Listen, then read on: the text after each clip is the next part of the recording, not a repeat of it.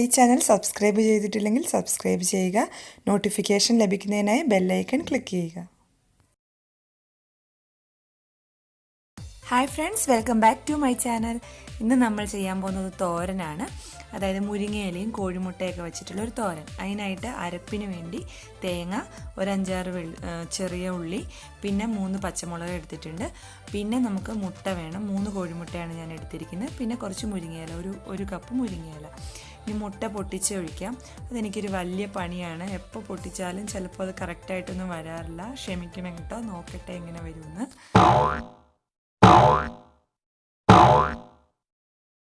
വലിയ കുഴപ്പമില്ലാതെ മുട്ട എല്ലാം 3 പൊട്ടിച്ചൊഴിച്ചിട്ടുണ്ട്. ഇനി നമുക്ക് നന്നായിട്ടൊന്ന് ബീറ്റ് ചെയ്ത് കൊടുക്കാം സ്പൂൺ വെച്ചിട്ട്.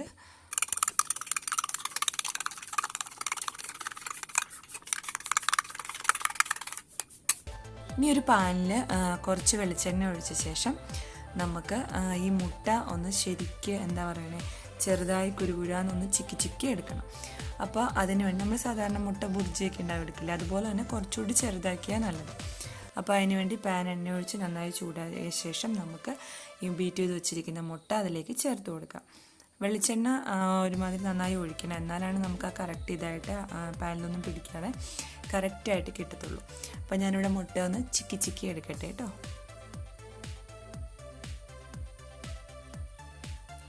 നമ്മുടെ മുട്ട ഇതാ ഇവിടെ ഏകദേശം റെഡി ആയിട്ടുണ്ട്. ഇതിനെ ചെറിയ പീസസ് ആക്കി എടുക്കാൻ നോക്കുക. അപ്പോൾ നമ്മുടെ തോരൻ കാണാനും നല്ല ഭംഗിയുണ്ടാവും. കഴിക്കുമ്പോഴും നമുക്ക് ആ മുരിങ്ങയിലയും മുട്ടയും കൂടി ചെറിയ പീസസ്, വലിയ കഷ്ണമായിട്ട് കിടന്നാൽ നമുക്ക് കാണാനൊരു ഭംഗി ഉണ്ടാവില്ല, കഴിക്കാനും രസം ഉണ്ടാവില്ല. അപ്പോൾ അതാ ഇതുപോലെ ആക്കിയെടുക്കുക. ഇനി നമുക്ക് അരപ്പ് അരച്ചെടുക്കാം. അതിന് വേണ്ടിയിട്ട് തേങ്ങയും പച്ചമുളകും ചുവന്നുള്ളിയും കൂടി ഒരു മിക്സിയുടെ ജാറിലിട്ട് ജസ്റ്റ് ഒന്ന് ക്രഷ് ചെയ്ത്, ജസ്റ്റ് നമ്മൾ തോരനൊക്കെ ചതയ്ക്കുന്ന പോലെ ഒന്ന് ചതച്ചെടുക്കുക.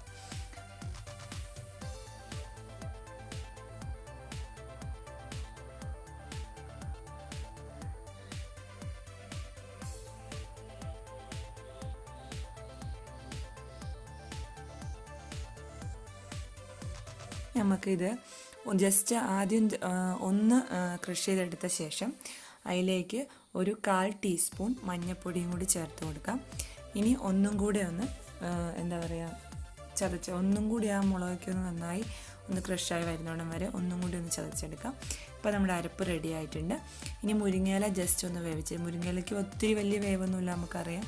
അപ്പം ആദ്യം മുരിങ്ങയില നമ്മൾ മുട്ട ഓൾറെഡി വേവിച്ച് വെച്ചിരിക്കുകയാണ്. അപ്പം മുരിങ്ങയിലയും കൂടി ഒന്ന് വേവിച്ചെടുക്കുക. ഒരു 5 മിനിറ്റ് അടച്ചു വെച്ച ശേഷം ചെറിയ ഫ്ലെയിമിൽ വച്ച ശേഷം ഒന്ന് ഇളക്കി എടുക്കുമ്പോൾ തന്നെ മുരിങ്ങയില ഒന്ന് വാടിക്കിട്ടും. പിന്നെ മുട്ടയുടെ കൂടെ നമ്മൾ ഇളക്കി യോജിപ്പിക്കുന്ന അരപ്പൊക്കെ ചേർത്ത് യോജിപ്പിക്കുന്ന സമയം കൊണ്ട് മുരിങ്ങയില വെന്തോളും. അപ്പോൾ നമ്മൾ അരപ്പ് ചേർത്ത് നന്നായിട്ട് ഒന്ന് ഇളക്കി യോജിപ്പിച്ചെടുക്കുക.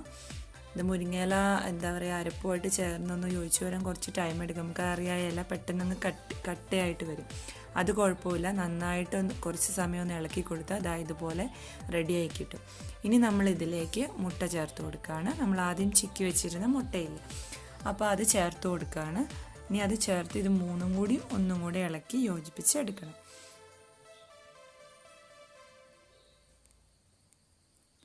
ഇപ്പം നമ്മുടെ മുരിങ്ങയിലയും മുട്ടയും കൂടെയുള്ള തോരൻ ഏകദേശം റെഡിയായി വരികയാണ്.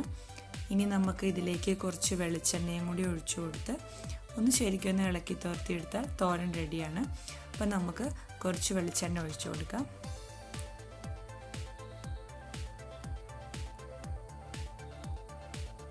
നമ്മുടെ തോരൻ റെഡി ആയിട്ടുണ്ട്.